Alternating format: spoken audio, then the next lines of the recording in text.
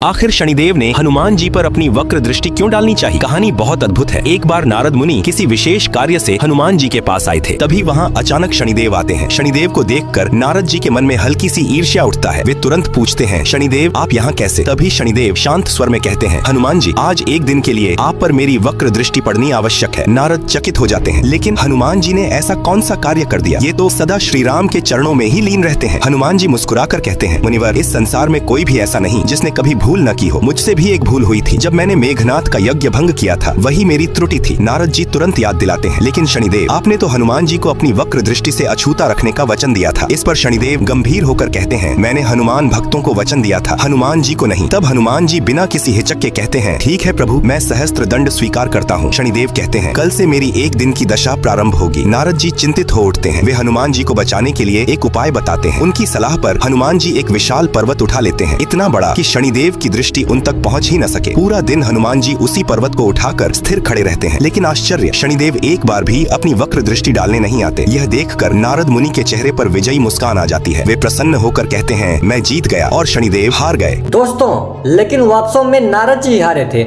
आगे की अद्भुत कथा देखने के लिए हमारे साथ बने रहे। फिर मिलते हैं अगले पार्ट में।